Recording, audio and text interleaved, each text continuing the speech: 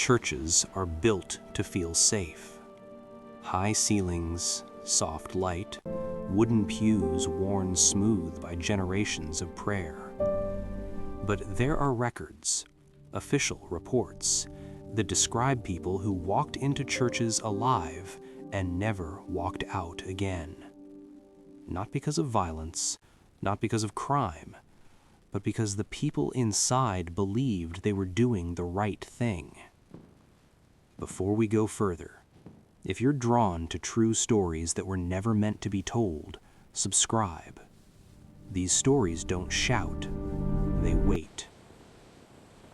In the early 2000s, in a small, deeply religious community, a church elder reported that a young woman, early 20s, was acting strangely. She spoke incoherently, sometimes screamed during prayer, sometimes went completely still. Family members said she was exhausted, dehydrated, possibly mentally unwell. But the church disagreed. According to their doctrine, these were not medical symptoms. They were signs of possession. And possession, they believed, required cleansing. No hospital was called.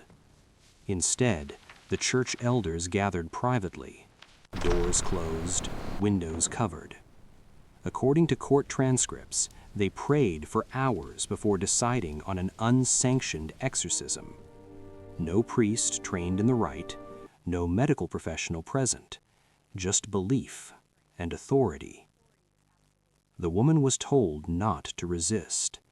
Resistance, they said, was the demon fighting back.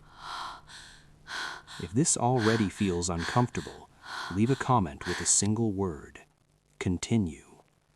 Because what happened next was written down in court records. No, please, I can't. She was Why are you restrained doing on the this? floor of a side room.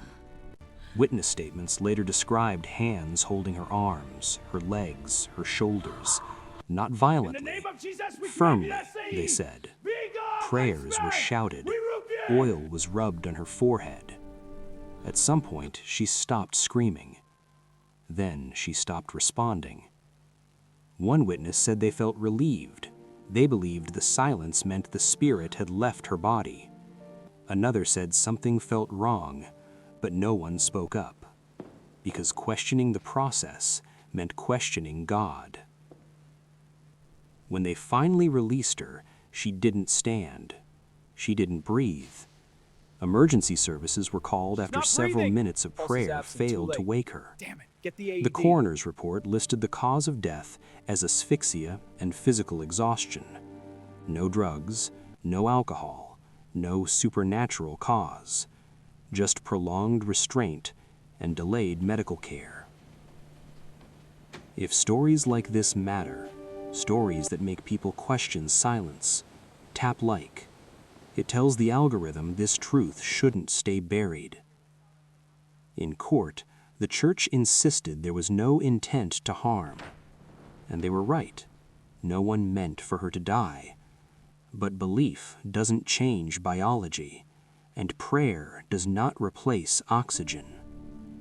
The case is now archived under religious negligence, rarely discussed, seldom preached about. Because the most disturbing part isn't that it happened, it's that everyone involved thought they were saving her.